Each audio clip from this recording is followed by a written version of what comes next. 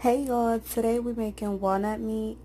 I have some walnuts that I soaked for about 4 hours in water. I've drained it and now I've added it to my food processor. I'm going to put half of an onion because I want the other half raw because we're going to cook this. You can add whatever seasoning you like. I'm just going to crank a little bit of salt in there before we pulse it.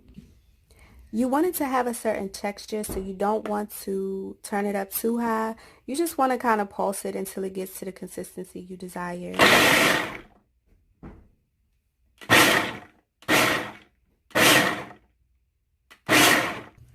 Once your skillet heats, you're going to add about a tablespoon of oil. I'm using grapeseed.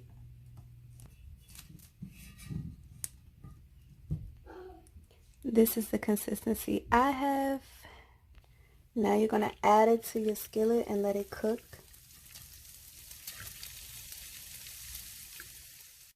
Put some more salt, adding a little bit of onion powder.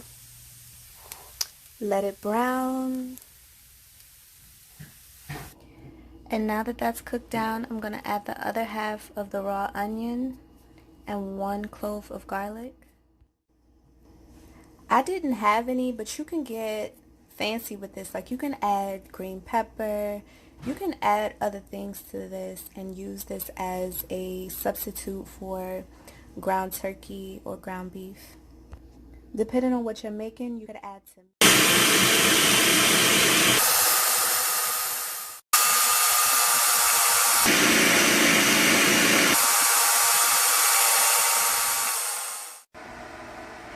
And once it forms a ball, then you take it out of the food processor. I'm going to knead this for 1 minute. And after you knead it, you're going to cut it into equal parts. So this should make about 6 to 8 pieces. And now we have 8 pieces. And we're going to roll these out and flatten them and then cook them into little flatbreads.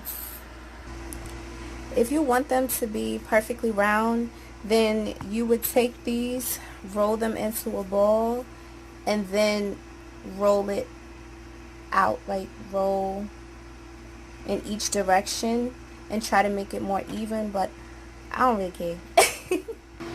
I'm heating up this skillet that I cooked the walnut meat in, and again, if you must, you can wash this out, but I'm going to be eating it anyway, so I mean, it's not going to interfere too much, but you definitely want to make sure that you coat the bottom of the pan with your oil and let it heat up before you place your bread.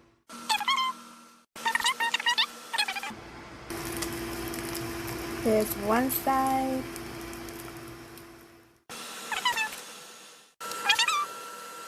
Alright, this is it. I cooked the last one. And if you have a container for flatbread or tortillas, you can use that. This is for cupcakes. Use what you have. Even if it's just a regular container with a lid, use that. It's all good. Some tips for your tortillas. These should last you about maybe 3 days or so. They shouldn't spoil, but they will become they'll become harder each day that passes. Now, some tricks that you can do. This is why I add oil to the pan. Some people don't like oil, and that's fine, but the oil will help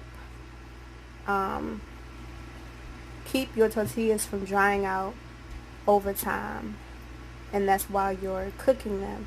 Another tip, if you want them to last a little bit longer, you can slightly undercook them so that they stay soft as the days go on. Another thing, while you're cooking them, once you put them in here, you're putting the lid back on. Don't let them air out too much, even while you're cooking. And especially, like, if you're going ahead, grab one, don't leave the lid off, put it right back on, and then get another and another. Another thing, Last thing, I think this is the last thing. What you use to prepare this dough, you want to be cleaning during the process. So even while you're cooking these, just go ahead and start cleaning things, because if that dough gets stuck and dried up on here, it's hard to get it off later.